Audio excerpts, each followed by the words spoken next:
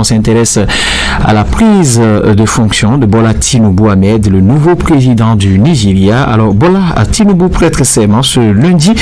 Vous nous parlez donc des défis à relever pour le grand voisin de l'Est.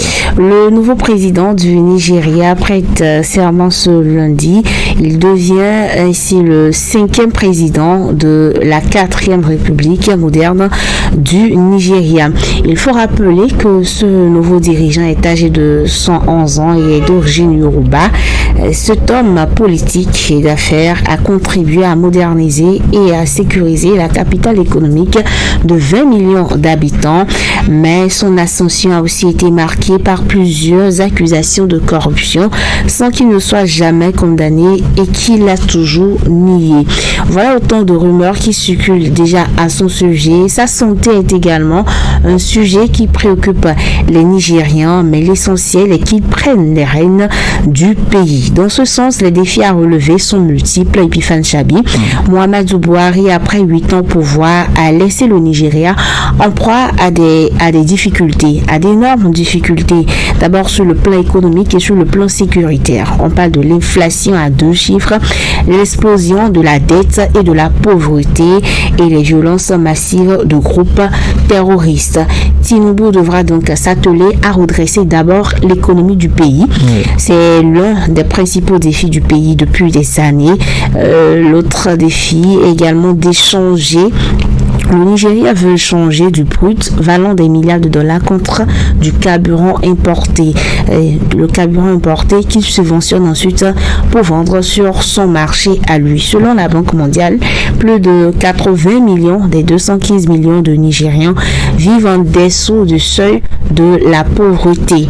Et les Nations Unies préviennent également que plus d'un quart d'entre ces derniers seraient confrontés à un risque élevé de crise alimentaire cette année. Voilà autant de défis à relever pour le nouveau président. Il faut également rappeler que c'est vrai que le Nigeria est une grande puissance en termes de cinématographie et autres, mais le Nigeria fait également face à la fuite des cerveaux.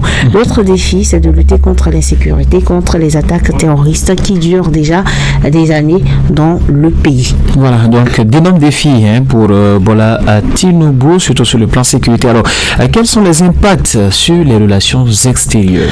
Oui, les impacts sur les relations internationales sont également multiples. Tinubu, le nouveau chef d'État, prend en main la destinée du pays, il faut le dire, à un moment crucial où les relations internationales passent par une zone de turbulence. Sur tous les continents, les pays redéfinissent leurs priorités en termes de relations avec les autres pays, avec les grandes puissances. Tinubu a toute l'expérience pour reprendre le flambeau et fait progresser les intérêts du Nigeria dans le monde, partout dans le monde, et plus particulièrement en Afrique. Dès son élection, il a même exprimé son souhait de faire du Maroc le modèle de développement dont son pays devrait s'inspirer.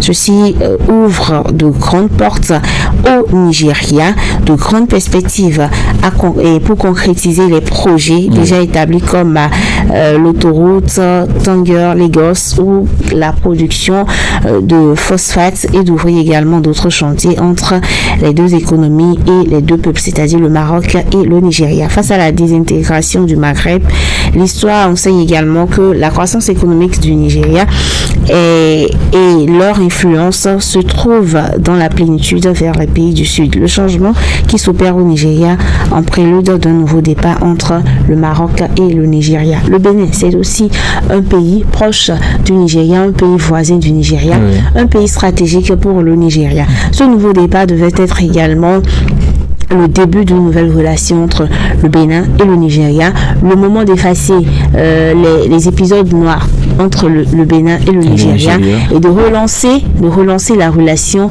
la diplomatie entre ces deux pays-là pour que le Bénin puisse profiter du Nigeria et que le Nigeria également puisse profiter en retour du Bénin. Voilà autant d'impacts sur les relations internationales qu'on peut déjà citer avec cette ascension de Bola Tinubu. Voilà, et la plus attendue, bien sûr, l'impact qu'on attend le plus, c'est sur le Bénin, parce que les relations ne sont pas au beau fixe et déjà il faut dire que plusieurs présidents sont déjà au Nigeria, celui du Niger et bien d'autres pays pour assister donc à cette investiture. On attend vivement la présence de notre président Patrice Talon. Voilà. Et c'est ça d'ailleurs qui va définir la suite.